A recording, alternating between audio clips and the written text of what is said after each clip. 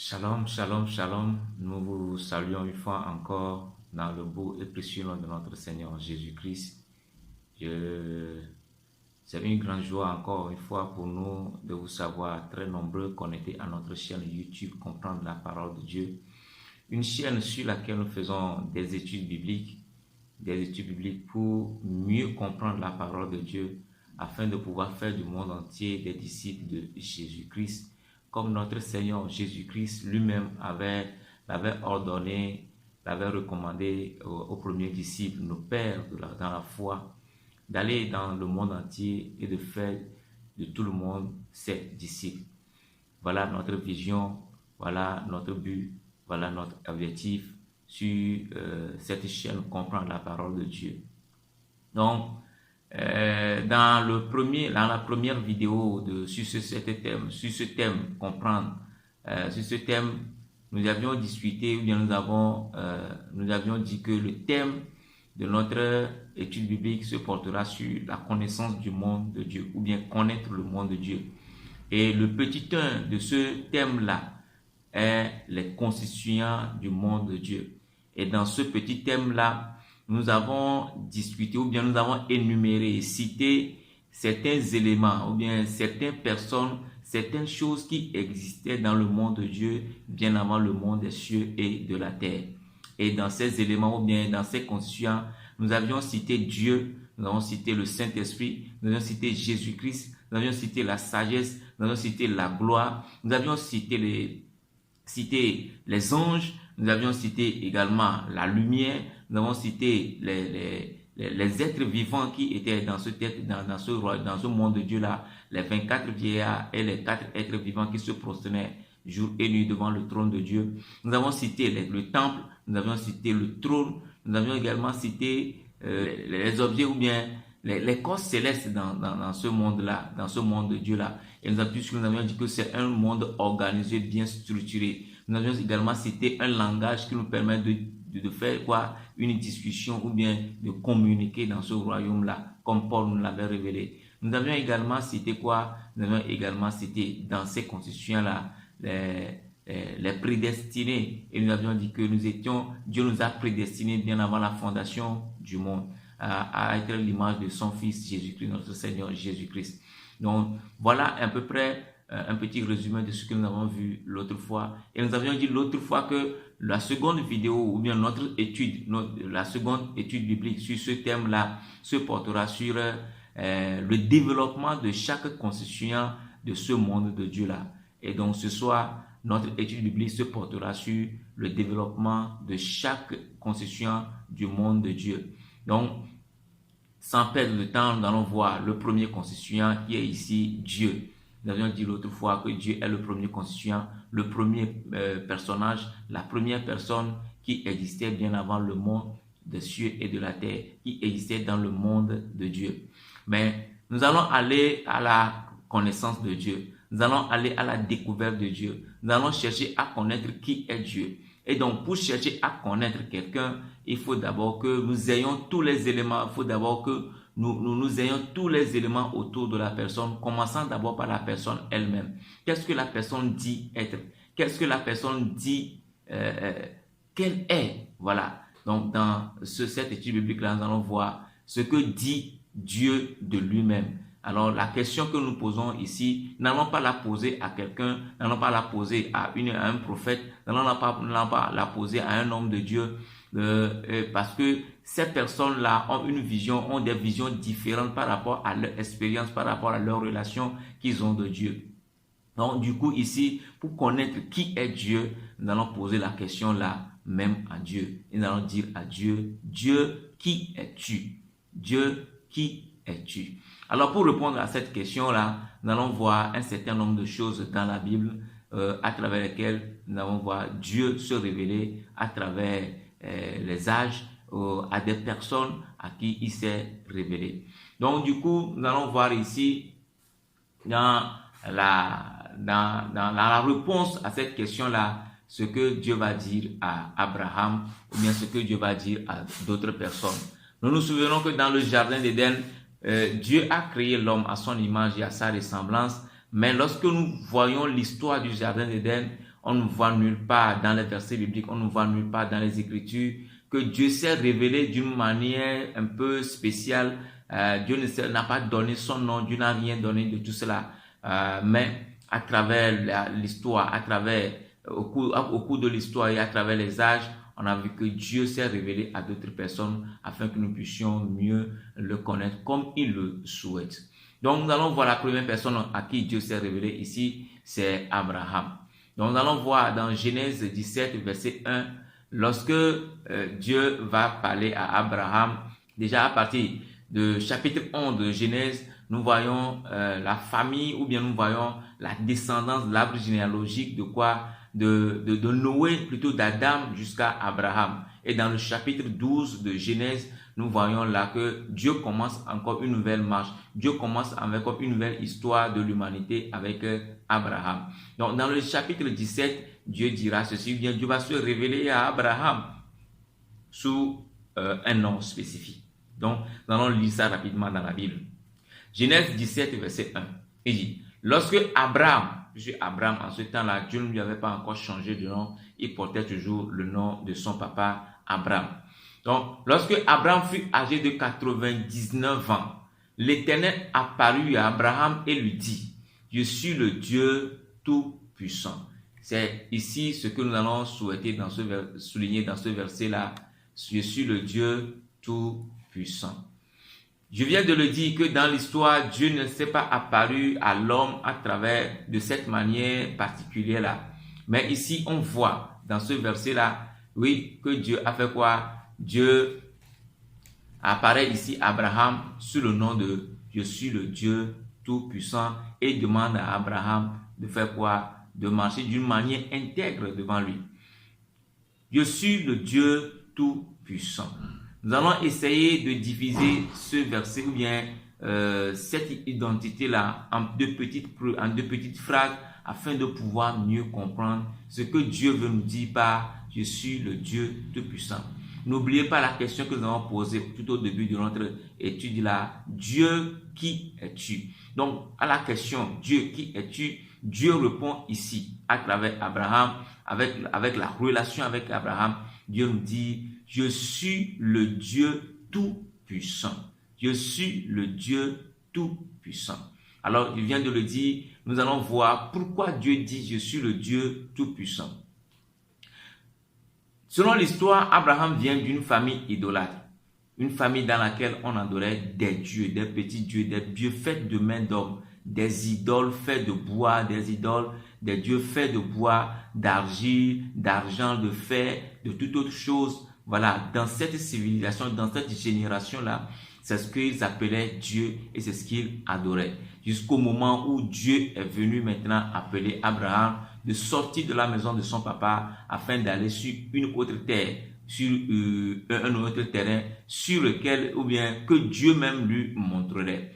Donc, si Dieu vient ici dans le chapitre 17 pour dire à Abraham que de marcher devant lui et d'être intègre, c'est par rapport à quelque chose. Et l'histoire nous dit ici que Abraham a marché avec Abraham pendant un certain nombre d'années et il fut un temps où Dieu ne s'est plus révélé à Abraham, Dieu n'a plus parlé à Abraham jusqu'à ce moment-là.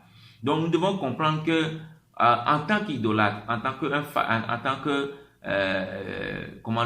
un adepte d'idole, c'est quelqu'un qui adorait, quelqu'un qui a foi, quelqu'un qui est un croyant des idoles.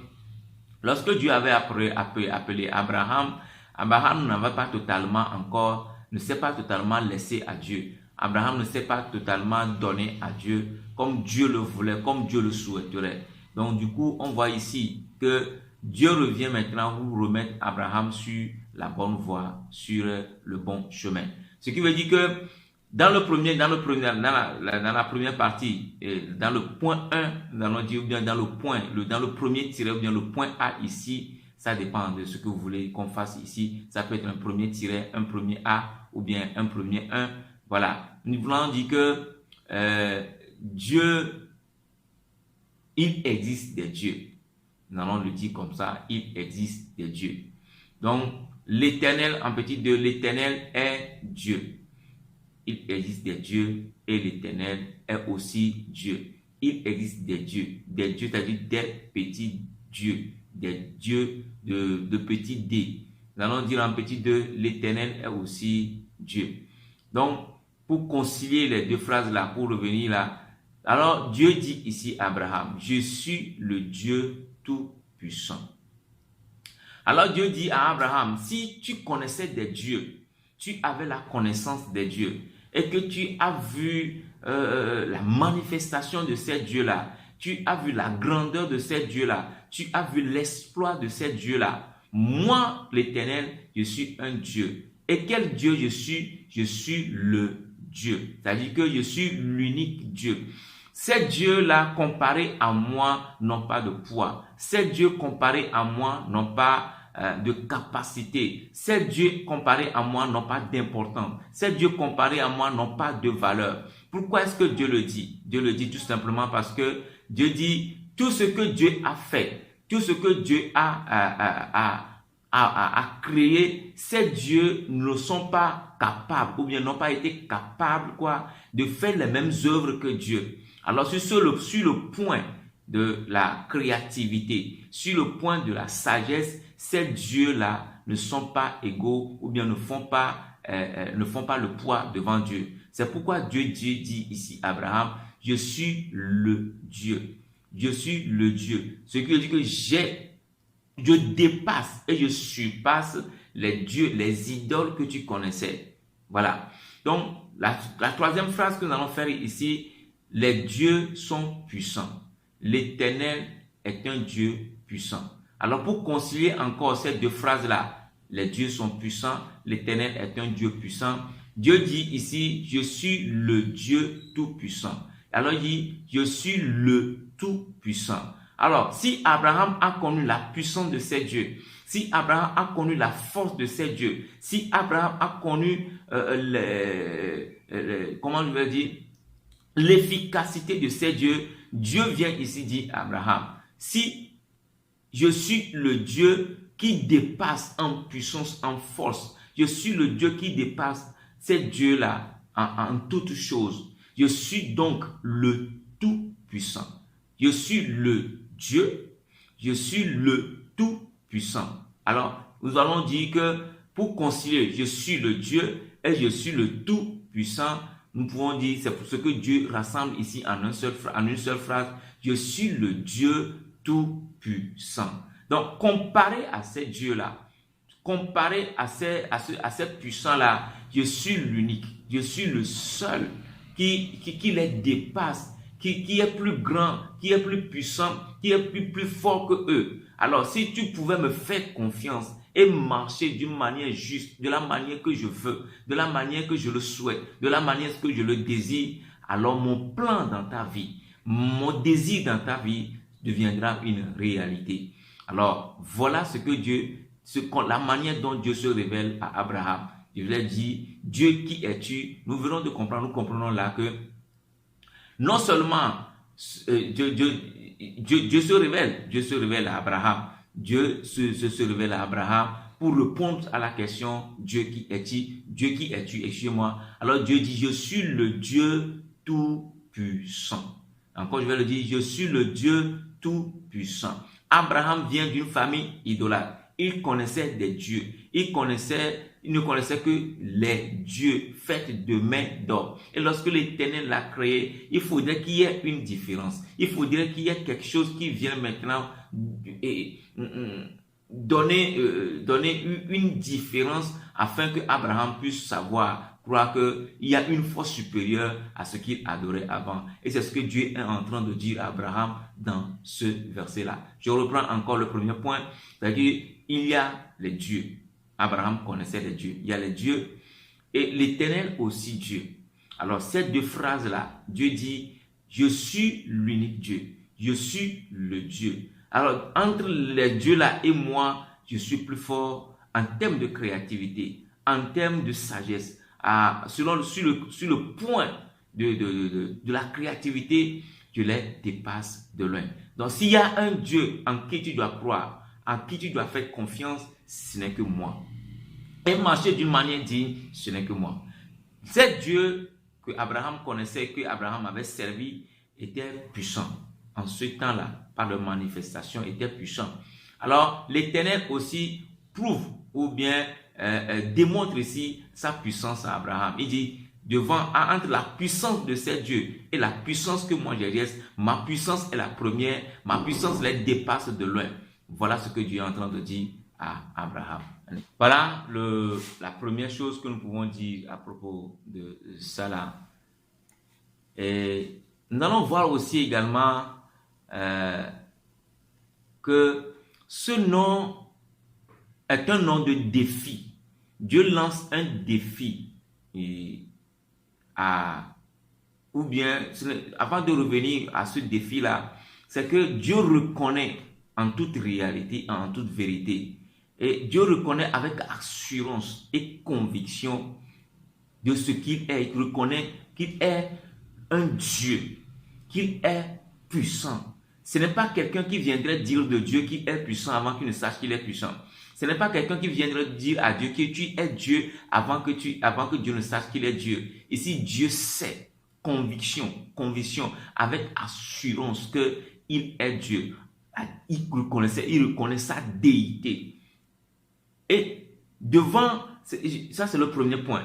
Et le second point, c'est que c'est un défi que Dieu lance aux dieux faits de main d'homme, aux dieux faits ou bien aux idoles.